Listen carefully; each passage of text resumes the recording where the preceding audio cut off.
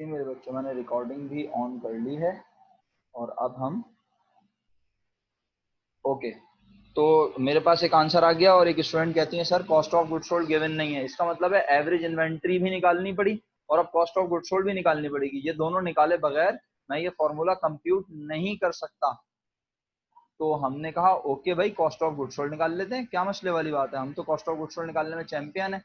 Cost of goods sold बहुत तरह निकाली जा सकती है, मैं आपका दिमाग ज्यादा नहीं खाऊंगा। एक आसान तरीका कह रहा हूँ कॉस्ट ऑफ गुड्स सोल्ड निकालने का, सेल में से लेस होती है कॉस्ट ऑफ गुड्स सोल्ड तो ग्रॉस प्रॉफिट आता है। अगर सवाल में ग्रॉस प्रॉफिट दिया हुआ हो तो सेल में से ग्रॉस प्रॉफिट को लेस कर देंगे तो कॉस्ट ऑफ गुड्स सोल्ड आ जाएगी। लेकिन मैं देखता हूँ कि मुझे सवाल में फिलहाल अभी ग्रॉस प्रॉफिट भी दिया हुआ नहीं है। कोई बच्चा बोले सर नेट प्रॉफिट तो दिया हुआ है। ओ भाई, नेट प्रॉफिट का कॉस्ट ऑफ गुड्स सोल्ड से क्या ताल्लुक? या तो फिर सवाल में ऑपरेटिंग एक्सपेंस भी दिए हुए हैं तो ये सब भी नजर नहीं आ रहा। तो मैंने कहा फिर कैसे निकालें cost of goods sold? Traditional अंदाज में निकालेंगे। What is traditional way? Traditional way में हम सबसे पहले लिखते हैं इन्वेंट्री ओपनिंग, जो कि है जनाब आली कितनी, 3000। फिर इसमें हम करते हैं ऐड परचेजेस। मैं थोड़ा सा तेज चलने की कोशिश कर रहा हूँ, किसी को समझ नहीं आया तो वो बिला झिझक बोलेगा सर समझ नहीं आया। दोनों को ऐड कर लेते हैं तो हमें पता चल जाता है goods available goods available for sale, और हम इसमें से लेस कर देते हैं मर्चेंडाइज इन्वेंट्री एंडिंग। तो मेरे बच्चों, मर्चेंडाइज इन्वेंट्री एंडिंग कितनी है हमारे पास? क्वेश्चन में हमने देखी 2000 रुपए। तो हमें पता चल जाती है कॉस्ट ऑफ गुड्स सोल्ड, जो कि है 10,000 रुपए। किसी को सीजीएस निकालने पर मसला हो तो जल्दी से बोल देगा। 10,000 रुपए मैं यहाँ जाके पुट कर देता हूँ सीजीएस में सामने। मैं कहता हूँ ये है 10,000 रुपए और एवरेज इन्वेंट्री है 2,500 रुपए। तो मेरे पास cost of goods sold inventory turnover का आंसर आ जाएगा, क्या आ जाएगा जनाब? Is equal to 4 times.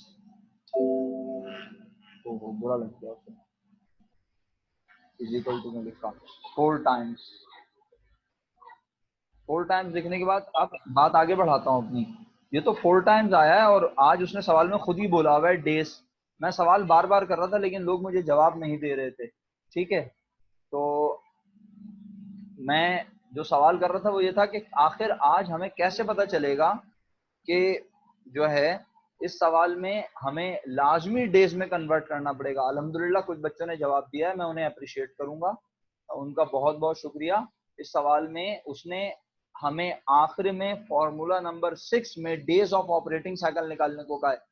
मैं आपको बड़े अदब से ये बात बताता चलूं कि डेज ऑफ ऑपरेटिंग साइकिल का फॉर्मूला अगर वो कह देता ना सिर्फ मालूम करने को, तो आप सबको पता है कि आपको 4 और 5th फॉर्मूला भी लाजमी परफॉर्म करना पड़ता। ये तो एहसान अजीम है उसका कि उसने आपको ये लिख के बताया कि आप इन्वेंट्री टर्नओवर भी निकालो, रिसीवेबल भी निकालो, इसके बाद डेज ऑफ ऑपरेटिंग साइकिल निकालना कोई बड़ी बात नहीं है। भाई ये दोनों फॉर्मूलों के डेज को प्लस करने को ही तो कहते हैं ऑपरेटिंग साइकिल। क्या ख्याल है?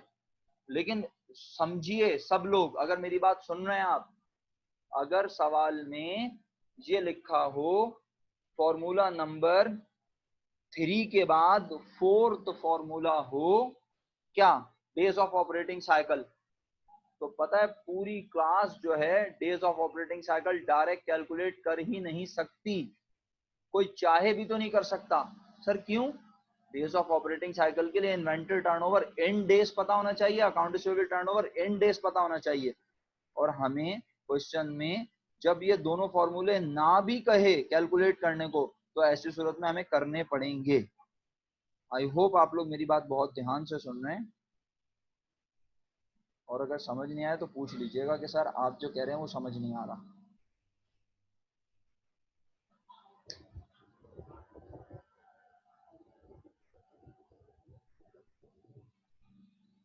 तो मेरे बच्चों बस अब बात को आगे बढ़ाता हूँ जल्दी से, और इसको मैं कन्वर्ट कर लेता हूँ इन्वेंटरी टर्नओवर को किस में जनाब? डेज में। आप देखें कितना लंबा प्रेजेंटेशन हो गई है इसकी। Inventory turnover in days is equal to 360 divided by times. तो इसमें पुट कर देते हैं जल्दी से। 360 डिवाइडेड बाय, क्या जवाब आया था ऊपर मेरे बच्चों? 4 आया था ना। तो 90 डेज जवाब आ चुका है इन्वेंटरी टर्नओवर का।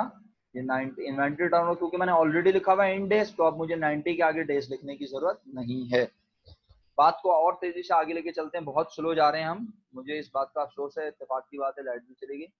तो अब अगला फॉर्मूला है कौन सा हमारे पास? Account receivable turnover. और मैं उम्मीद करता हूं आपने जरूर मेरी इस बात को सुना और ध्यान से सुना और समझा होगा कि जब फॉर्मूले सवाल में डेज ऑफ ऑपरेटिंग साइकिल निकालने को कहते, तो चाहे वो इन्वेंटरी टर्नओवर निकालने को कहे या ना कहे, चाहे वो रिसीवेबल टर्नओवर निकालने को कहे या ना कहे, और यानी डेज तो बहुत दूर की बात है भाई, वो ये फॉर्मूले कंप्यूट करने को ना भी कहे, तो हमें ये दोनों फॉर्मूले कंप्यूट करने पड़ेंगे। इन दोनों के आंसर्स बाय डिफॉल्ट टाइम्स में आएंगे, हम उसे कन्वर्ट करेंगे डेज में, ताकि हम काबिल हो सकें ऑपरेटिंग डेज साइकिल के फॉर्मूले को कंप्यूट करने के, अदरवाइज हम इसे कंप्यूट नहीं कर पाएंगे।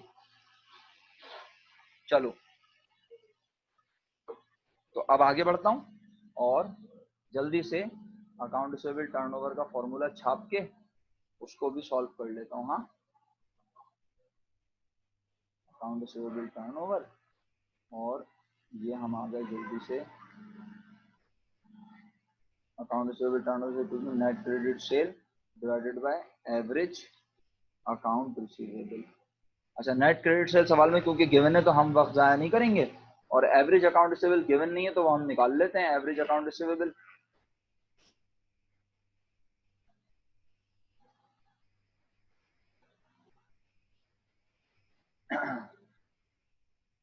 एवरेज अकाउंट रिसीवेबल, यार ये क्या बदतमीजी है साली।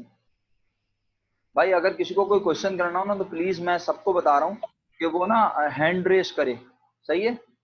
तो क्योंकि ना मेरे पास ये, मैं आपको बता चुका हूँ, आप लोगों से तमाम बातें ढकी छुपी तो होती नहीं है, कि मैं जो हूँ वो पढ़ा रहा हूँ सिर्फ डायरेक्ट अपने मॉनिटर को देख के, तो आपका मैसेज आता है ना तो मुझे पता नहीं चलता, तो आप हैंड रेस करेंगे तो वो नजर आ जाएगा मुझे शायद। जरा अजहर भाई हैंड रेस कीजिएगा ताकि मुझे अंदाजा हो जाए हैंड रेस जो है वो नजर आएगा या नहीं आएगा मुझे। सही है, और हमने कर दिया, सही है, सही है, सही है, थैंक यू इनफ। ओके, वापस आता हूँ अकाउंट रिसीवेबल टर्नओवर, क्योंकि मैसेज नजर नहीं आ रहा है मुझे ना, वो मैसेज जब आप हैंड रेस करेंगे तो मैं मैसेज खोल के चेक कर लूंगा कि मैसेज किया है किसी बच्चे ने। तो एवरेज अकाउंट रिसीवेबल निकाल के दिखाऊं कितना है? एवरेज अकाउंट रिसीवेबल बिगिनिंग 3500 जमा 2500। चलो भाई, घर ही छोड़ देते ना तुम लोगों को, तुम्हारी तो आदतें ही खराब कर दी है मैंने।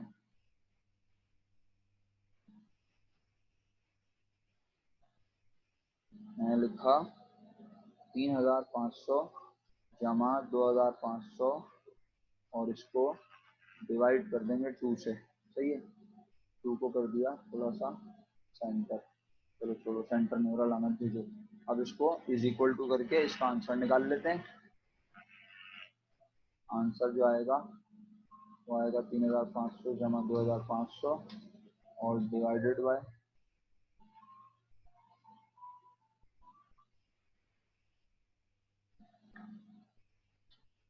3000। अब हम यहाँ पे वैल्यू पुट कर देते हैं नेट क्रेडिट सेल, या फिर इसको नीचे भी प्रेजेंट कर सकते हैं। यहाँ पे मैं कहता हूँ अब अकाउंट रिसीवेबल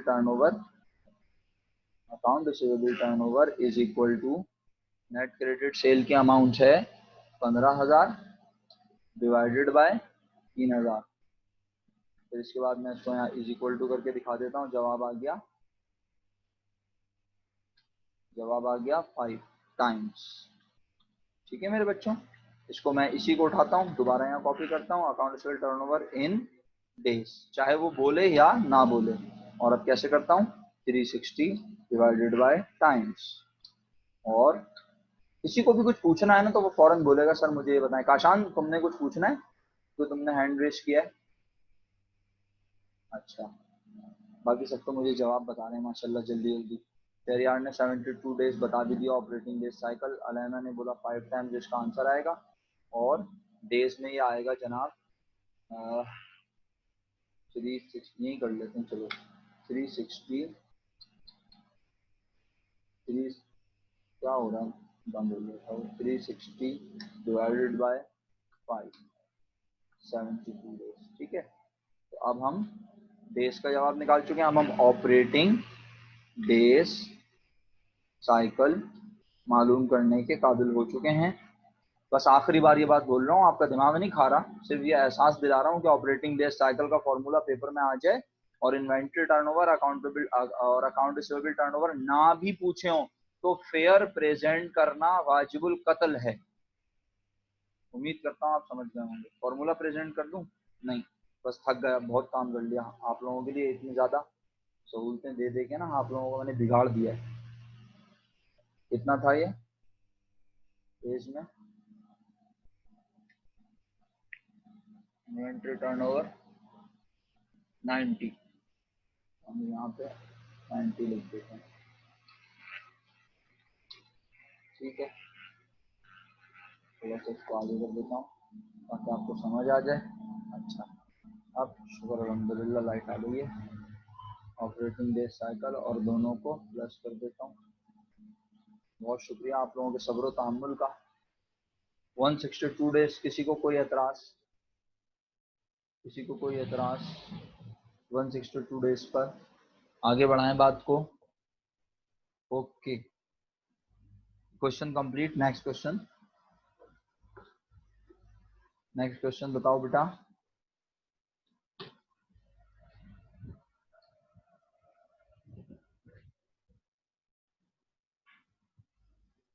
दो 2011 रेगुलर या प्राइवेट? यार कोई रेगुलर लिख रहा है, कोई प्राइवेट लिख रहा है। 2011 regular, question number 3। 2011 regular question number 3 पे आ गई पूरी class. 2011 regular question number 3, page 198। शुक्रिया बताने का, पेज 198। अब इसमें तमाम लोग गौर से सुनेंगे और मैं इस सवाल को सॉल्व नहीं करूंगा। रीजन, इसमें कुछ ऐसा नहीं है जो कि मुश्किल हो। हाँ, जहां मुश्किल हुआ तो आपके बोले बगैर मैं हेल्प करने के लिए तैयार हूं। मेरे मुताबिक सबसे पहला फॉर्मूला है वर्किंग कैपिटल। वर्किंग कैपिटल निकालने के लिए आपने यकीनन करंट एसेट्स को एक जगह अब जॉट डाउन लाजमी किया है, और करंट एसेट्स में आपने जो नाम लिखे हैं वो हैं अकाउंट रिसीवेबल नहीं, बल्कि सबसे पहले marketable securities 1,42,000, cash 1,08,000, account receivable ending 3,50,000, merchandise inventory ending 1,50,000।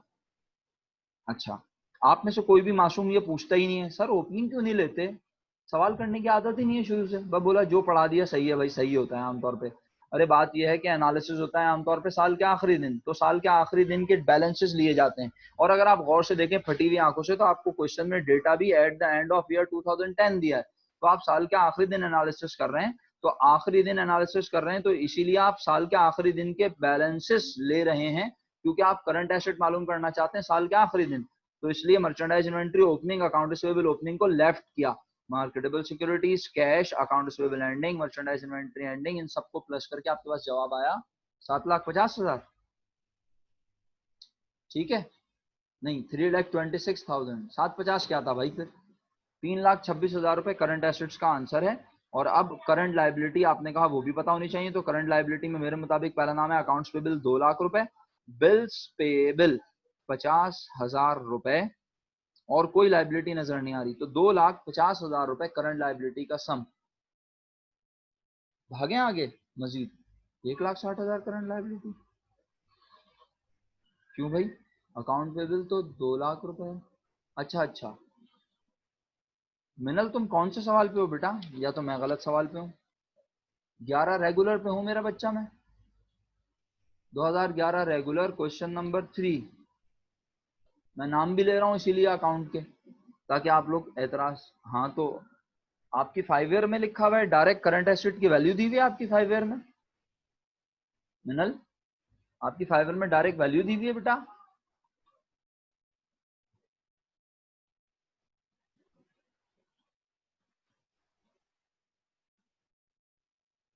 अच्छा ओके, सॉल्व किया है, तो फिर अलैना ने शायद हो सकता है गलत जवाब दे दिया हो। मैं करंट एसेट दोबारा बोल देता हूँ।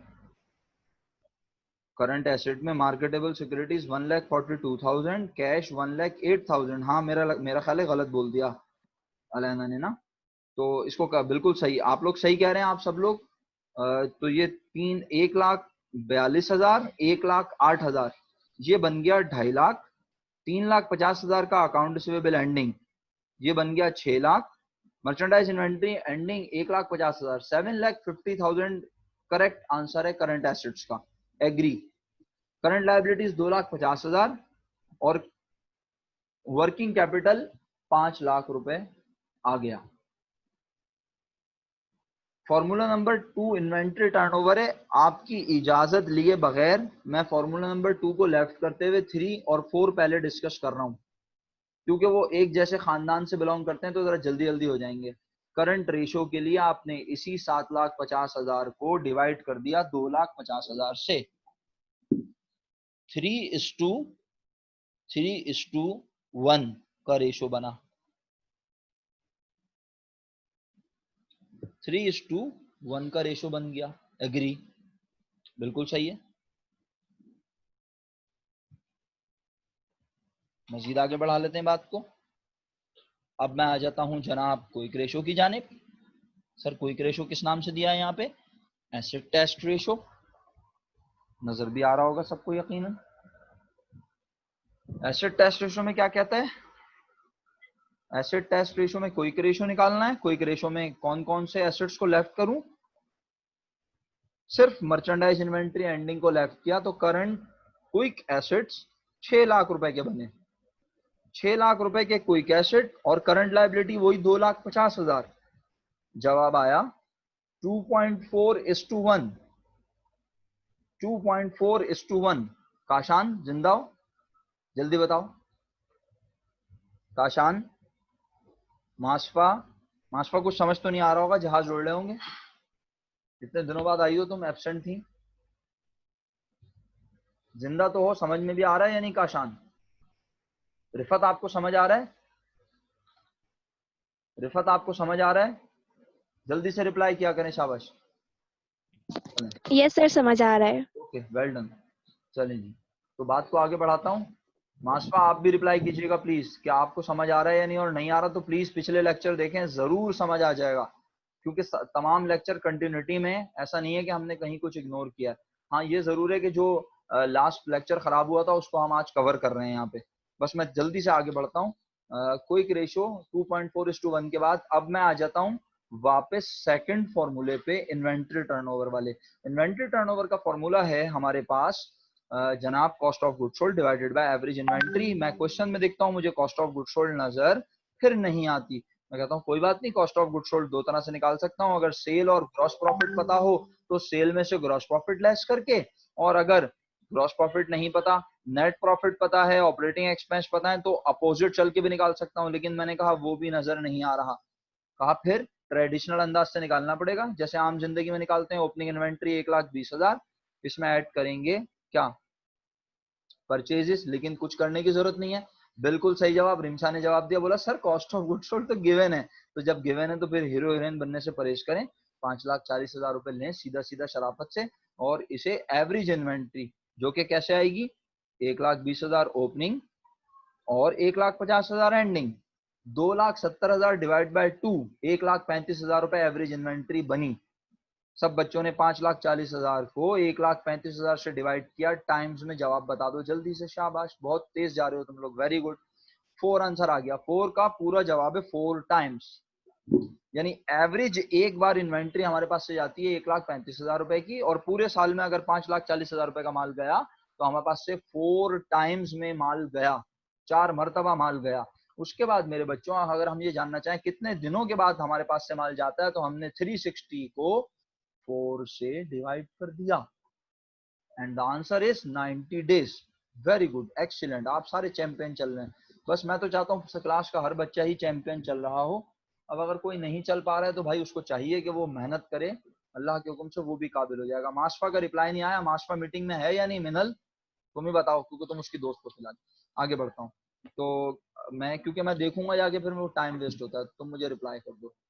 आगे बढ़ रहा हूँ, और अब मेरे पास है account receivable turnover. Account receivable turnover is equal to net credit sale divided by average account receivable. Net credit sale given है 18,25,000 रुपए।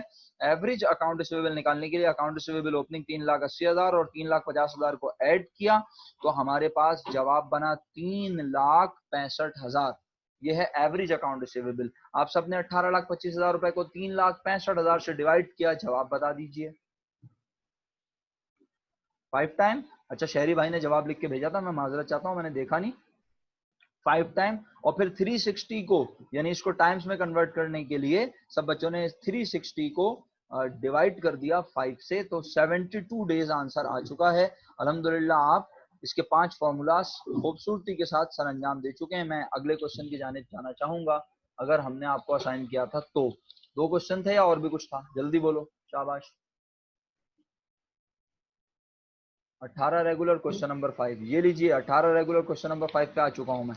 आप भी आ जाएं जरा उठते हुए, शाबाश।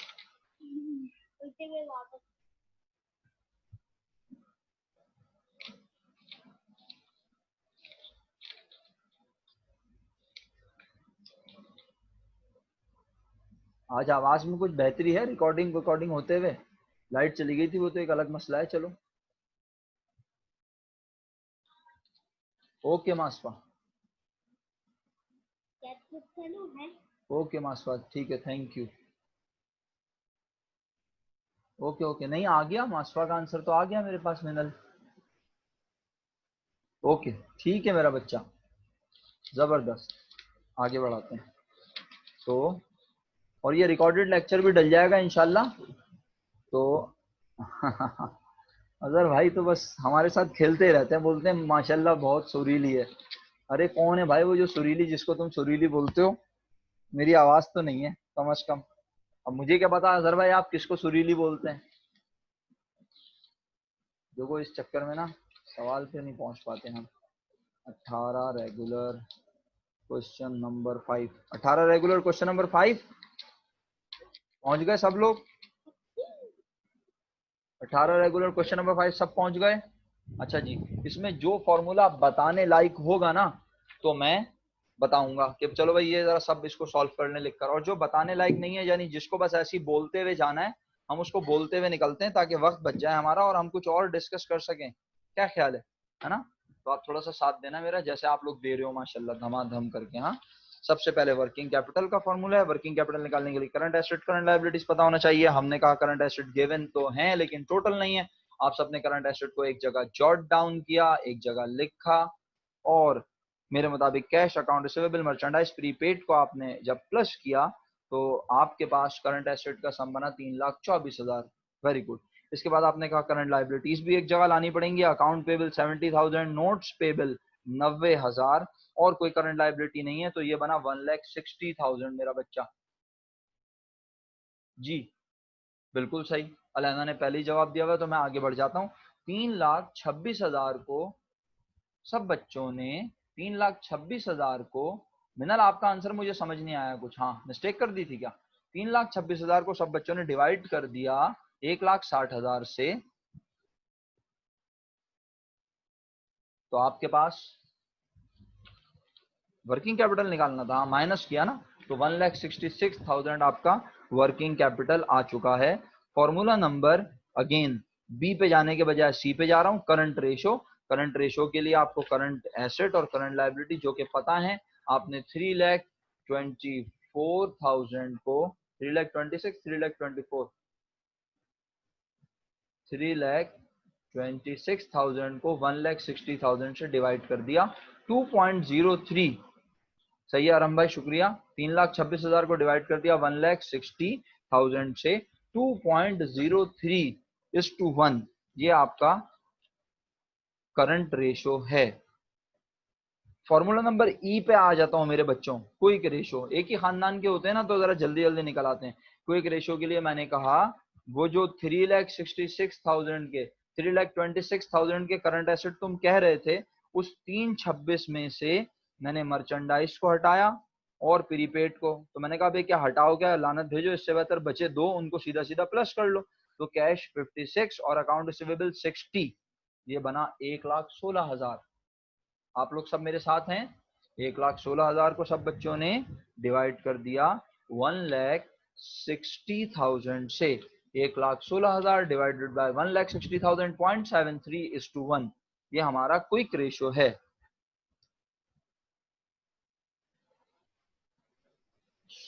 रिमशा 16,100 नहीं मेरा बच्चा, ये करंट एसेट जो हैं वो 1 लाख,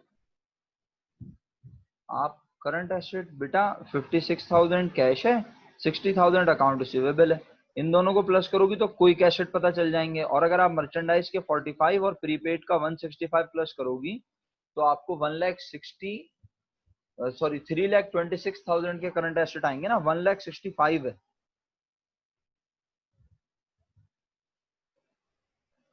रिमशा करेक्ट कर लें अपने आप को अगर प्रॉब्लम। जी बेटा प्रीपेड एक्सपेंस नहीं मेरा बच्चा, Rimsha prepaid expense current asset होता है मेरा बच्चा। आप देखो ऊपर हेडिंग तक डली हुई है एसेट्स की। और इससे बढ़ के और क्या सबूत होगा कि ऊपर देखो पहले दा के बाद अंग्रेजी के 2 जुमले पढ़ो क्या लिखे हैं। दा बैलेंस शीट। आप खुद बताओ बैलेंस शीट में क्या एक्सपेंस होते हैं। आप तो first year second year inter commerce अगर हो तो आपको पता होना चाहिए। और अगर बीकॉम पार्ट 1 पढ़ा हुआ है तो मेरा बच्चा इनकम स्टेटमेंट में एक्सपेंस और इनकम लिखे जाते हैं और बैलेंस शीट में एसेट लायबिलिटी और शेयर होल्डर इक्विटी। सही है। आगे बढ़ जाऊं, इजाजत है। रिमशा को मेरी बात समझ आ गई? चलो ठीक है। हाँ भाई, तो क्लास आप लोगों ने 0.72:1 आंसर निकाल लिया है। 0.72:1 कैसे आया है ये? एक बार फिर कह रहा हूँ, 56 + 60 1,16,000 ये है क्विक एसेट। इसको डिवाइड किया 1,60,000 से 0.72:1 ये हमारा क्विक रेशियो है। मैं अब मौजूद हूँ formula number B for ball, B for butterfly, inventory turnover पर। इन्वेंट्री टर्नओवर निकालने के लिए मुझे क्या पता होना चाहिए? अब भी इन्वेंट्री टर्नओवर निकालने के लिए मुझे कॉस्ट ऑफ गुड्स सोल्ड और एवरेज इन्वेंट्री। आइए जरा ऐसी फॉर्म क्वेश्चन का देखते हैं, आइडिया लेते हैं। आज मुझे मर्चेंडाइज इन्वेंट्री गिवन है लेकिन उसके आगे तो ये लिखा ही नहीं है कि वो ओपनिंग है या एंडिंग। तो वो कौन सी है बताएं जरा जल्दी से, शाबाश। ऐसा लग रहा है मैं यूट्यूब पे ही पढ़ा रहा हूँ, कोई बोल के जवाब ही नहीं देता। अच्छा एंडिंग है, वेरी गुड, एक्सीलेंट। वो एंडिंग है, बिल्कुल सही, क्योंकि बैलेंस शीट आमतौर पे साल के आखिरी दिन बनती है तो ये एंडिंग है, इसमें कोई शक वाली बात नहीं है। अच्छा, अब अगर ये मर्चेंडाइज इन्वेंट्री एंडिंग है तो ओपनिंग का तो जिक्र ही नहीं है। तो याद करो मैंने आपको एक कहानी बताई थी। क्या कहानी बताई थी? लिख के दिखाऊं ऐसी तफरी में आपको अगर इजाजत हो? और कॉपी, क्रिएट अ कॉपी, इसको उठा के मैं ले आता हूँ। ये कौन सा है? 2018 रेगुलर क्वेश्चन नंबर 5। अच्छा, अब बात यह है और आप दिमागी तौर पे हाजिर हों,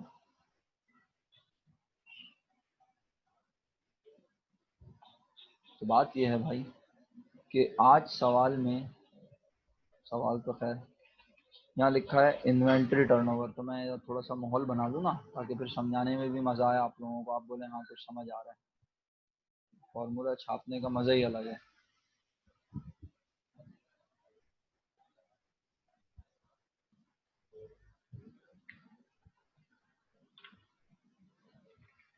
सारे ही ले लो एक साथ।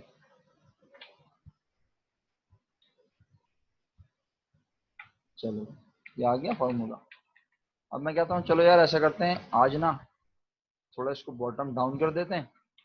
कॉस्ट ऑफ गुड सोल्ड सवाल में दी हुई नहीं है, वो भी निकालेंगे।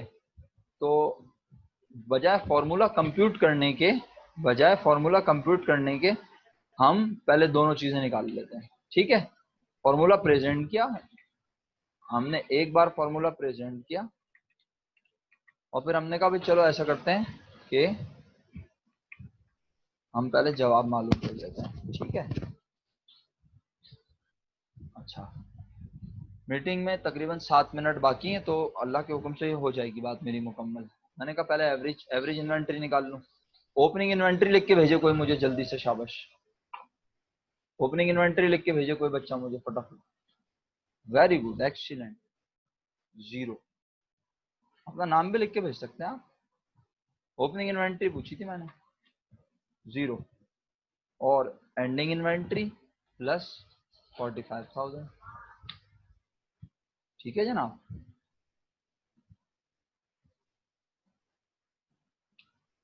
अब और डिवाइडेड बाय, अब इसको डिवाइड किससे करूं? तो क्या मैं इन्हें 2 ऑब्जर्वेशन कह सकता हूं? क्या मैं इन्हें 2 ऑब्जर्वेशन कह सकता हूं? नहीं जनाब, मैं इसे 2 ऑब्जर्वेशन नहीं कह सकता। पहली ऑब्जर्वेशन 0 है तो वो ऑब्जर्वेशन ही नहीं है इनफैक्ट। तो आज ये डिवाइड बाय 2 नहीं होगा एवरेज निकालते हुए, तो फिर इसको डिवाइड बाय क्या करूं, 1। तो इसका मतलब है आज एवरेज इन्वेंट्री एंडिंग इन्वेंट्री के बराबर है। चलो जी, हमने कहा कॉस्ट ऑफ गुड्स सोल्ड के इन्वेंट्री डालने के फार्मूले में एवरेज इन्वेंट्री तो पता चल गई, लेकिन अब कॉस्ट ऑफ गुड्स सोल्ड, कहा कॉस्ट ऑफ गुड्स सोल्ड नजर नहीं आ रही। आओ कॉस्ट ऑफ गुड्स सोल्ड पे बात करते हैं।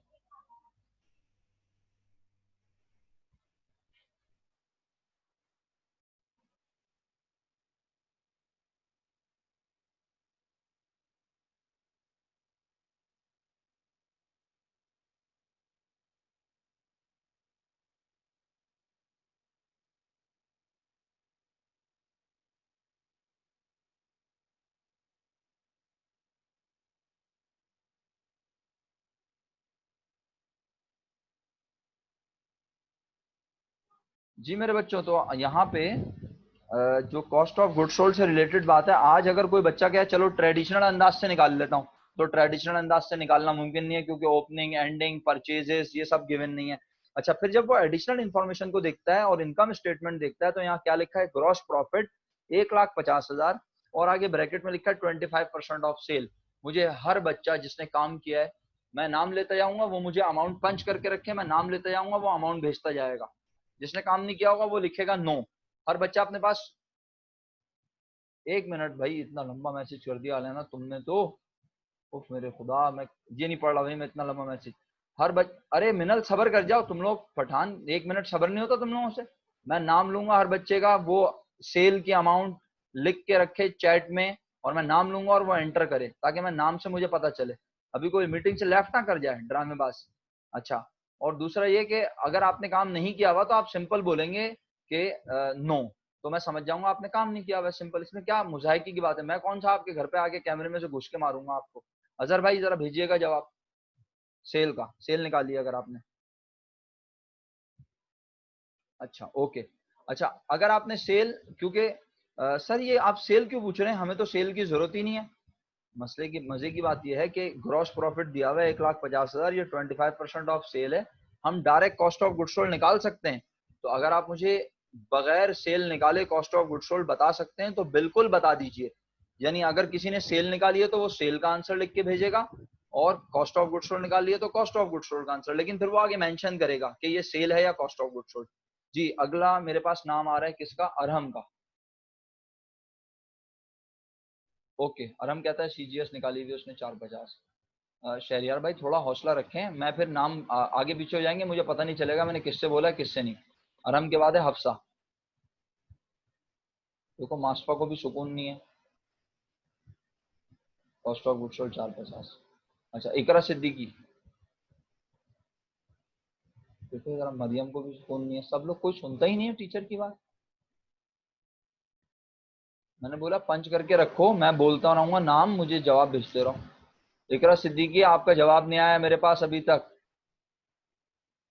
नो लिख के भेजें या बताएं जो भी है।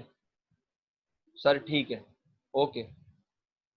काशान अहमद, फास्ट, मैंने बोला पंच करके रखें, नो सिंपल बस, या आंसर लिख के पंच करके रखें। काशान, आवाज नहीं आ रही तुम्हें?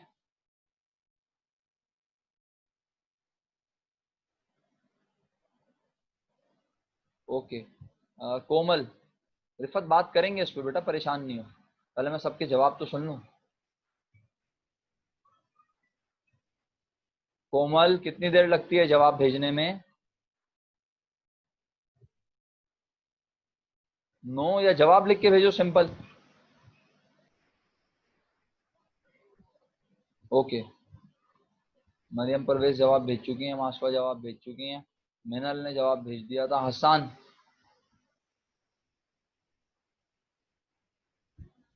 ओके। अच्छा अच्छा अच्छा ठीक है, जुबैर भाई से पूछना, मेरा ख्याल है पहली क्लास है। रिफत आपने काम किया है, जवाब भेजें फटाफट अगर किया है, वरना नो लिखें।